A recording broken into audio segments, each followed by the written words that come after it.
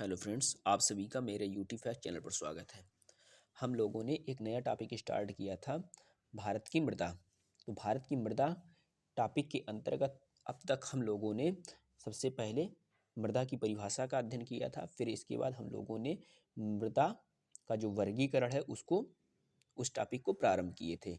तो मृदा का जो वर्गीकरण है उसको 4 आधारों पर वर्गीकृत किया जाता है। उर्वरता के आधार पर, फिर इसके बाद अवसादों के कणों के आकार तथा उनकी प्रकृति के आधार पर, फिर इसके बाद रंग के आधार पर और फसलों के आधार पर। तो पिछले वीडियो में हम लोगों ने मृदा का जो वर्गीकरण है उर्वरता के आधार पर और अवसादों के कणों के आकार तथा उनकी प्रकृति के आधार पर कर चुके थे। आज के वीडियो में हम लोग देखेंगे रंग के आधार पर और फसलों के आधार पर।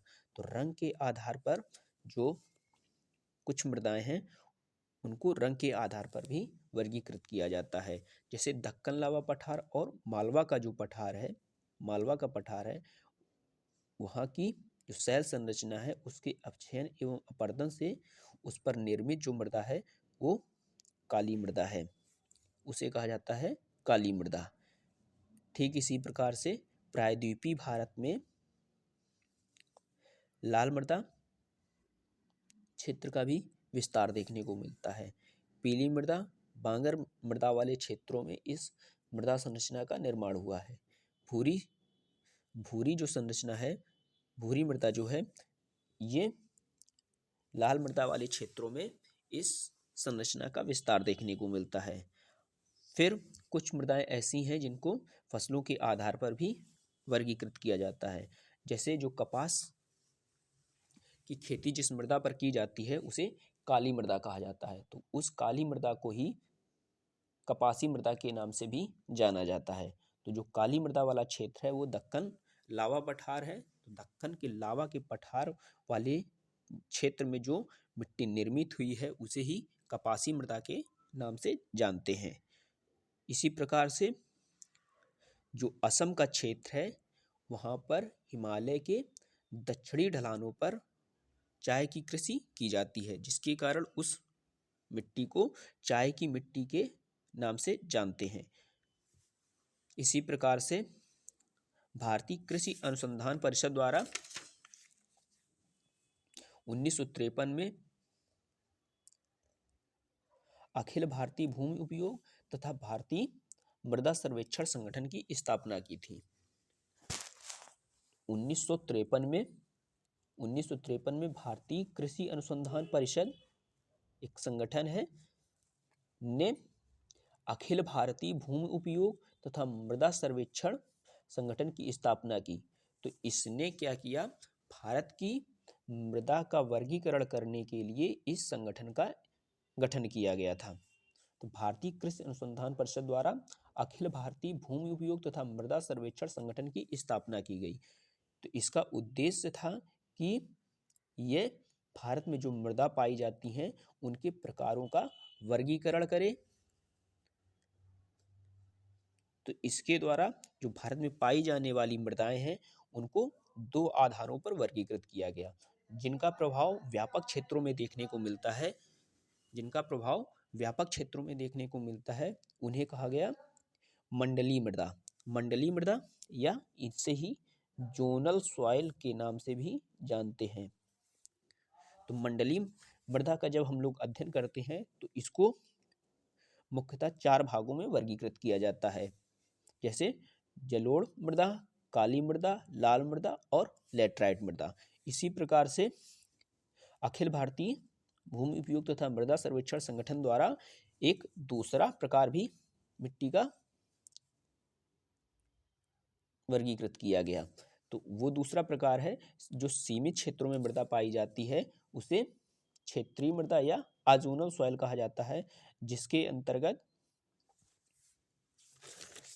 अंतर्गत कुछ मृदाएं आती हैं, जैसे पर्वतीय मृदा, मरुस्थलीय मृदा और पीट या दलदली मृदा वाले क्षेत्रों को इसके अंतर्गत रखा जाता है। तो इस वीडियो में हम लोग देखते हैं पहले मंडलीय मृदा के बारे में। मंडलीय मृदा के बारे में, जिसे जोनल सॉइल भी कहा जाता है। तो जो मंडलीय मृदा है इसको मुख्यतः 4 भागों में वर्गीकृत किया जाता है: जलोढ़ मृदा, काली मृदा, लाल मृदा और लैटराइट मृदा। तो सबसे पहले देखते हैं जलोढ़ मृदा के बारे में। तो जो जलोढ़ मृदा है इसको भी 4 भागों में वर्गीकृत किया जाता है। जलोढ़ मृदा जो है इसको भी 4 भागों में वर्गीकृत किया जाता है। जिनका जमाव हाल ही में हुआ है उसे कहा जाता है नवीन जलोढ़ मृदा। फिर दूसरा वर्गीकरण किया जाता है तटीय जलोढ़, तीसरा डेल्टाई जलोढ़, चौथा तराई जलोढ़। तो सबसे पहले हम लोग देखते हैं नवीन जलोढ़ मृदा के बारे में। नवीन जलोढ़ मृदा के बारे में तो नदियों द्वारा किए जाने वाले हालिया अवसादी जमाव से निर्मित होने वाली मृदा को इसके अंतर्गत रखा जाता है। जैसे नदी क्या है, प्रतिवर्ष अपने साथ अवसादों को लाती है तथा उन क्षेत्रों में मिट्टी का जमाव करती है। तो जिससे होता क्या है, इस क्षेत्र में वहाँ की जो मृदा संरचना का निर्माण होता है उसमें उर्वरता का भी प्रभाव देखने को मिलता है। किंतु जब यहाँ पर कृषि कार्य को किया जाता है तो इसमें रासायनिक उर्वरकों के प्रयोग की आवश्यकता होती है। तो ये हो गया नवीन जलोढ़ मृदा के बारे में। फिर इसके बाद हम लोग देखते हैं तटीय जलोढ़ मृदा के बारे में। तो जो तटीय जलोढ़ मृदा होती है इसका निर्माण तटीय भागों में देखने को मिलता है। जो सागर तटीय क्षेत्र होता है तो सागर तटीय क्षेत्रों में इस मृदा का, तटीय जलोढ़ मृदा का प्रभाव देखने को मिलता है। तो इसका जो निर्माण है, सागर की जो लहरें होती हैं उनके द्वारा सागर तट के साथ इस नवीन जलोढ़ मृदा का, तटीय जलोढ़ मृदा का निर्माण होता है। तो साथ ही साथ लहरों के द्वारा और जो नदियां प्रवाहित होती हैं उनके द्वारा भी इन क्षेत्रों में अवसादों का जमाव किया जाता है, तो जिससे इस मृदा का निर्माण होता है। तो जो तटीय जलोढ़ मृदा होती है यहाँ पर चावल और नारियल की कृषि सर्वाधिक उपयुक्त, यहाँ पर चावल और नारियल की खेती सर्वाधिक रूप से की जाती है। तो ये हो गया तटीय जलोढ़ मृदा के बारे में।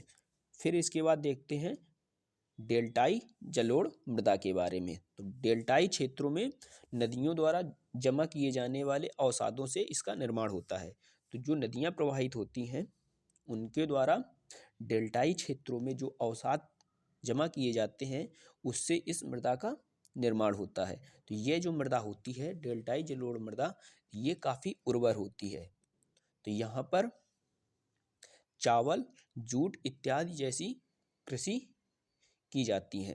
तो जैसे गंगा ब्रह्मपुत्र का जो डेल्टा है तो इस वाले क्षेत्र में चावल और जूट की कृषि की जाती है। तो ये हो गया डेल्टाई जलोढ़ मृदा के बारे में। फिर देखते हैं तराई जलोढ़ मृदा के बारे में। जो हिमालय पर्वतीय क्षेत्र है, हिमालय पर्वतीय क्षेत्र की सबसे जो दक्षिणी संरचना है, शिवालिक संरचना, उसके दक्षिण में भावर संरचना, और भावर संरचना के दक्षिण में जो संरचना निर्मित हुई है उसे तराई संरचना कहा जाता है। तो उस क्षेत्र में, तराई वाले क्षेत्र में जो मृदा का निर्माण हुआ है उसे तराई जलोढ़ मृदा कहा जाता है। तो यहाँ पर जो तराई वाले क्षेत्र है तो यहाँ पर पीट एवं दलदली मृदा का प्रभाव भी बिखरे हुए रूप में पाया जाता है। तो ये जो मृदा होती है तराई क्षेत्र में पाई जाने वाली मृदा, ये उर्वर मृदा होती है। यहाँ पर गेहूं, चावल, जूट, गन्ने की कृषि की जाती है। तो ये हो गया मंडलीय मृदा के अंतर्गत हम लोगों ने सबसे पहले जलोढ़ मृदा का अध्ययन किए। तो जलोढ़ मृदा को भी 4 भागों में वर्गीकृत किया जाता है: नवीन जलोढ़, तटीय जलोढ़, डेल्टाई जलोढ़ और तराई जलोढ़। नेक्स्ट वीडियो में हम लोग देखेंगे जोनो सॉइल के अंतर्गत काली, लाल और लैटराइट मृदा के बारे में। तो वीडियो अच्छा लगा हो तो वीडियो को लाइक करें, कमेंट करें, शेयर करें और बेल आइकन को जरूर टिक कर लीजिए ताकि वीडियो आप तक सबसे पहले पहुंच सके। थैंक यू, धन्यवाद।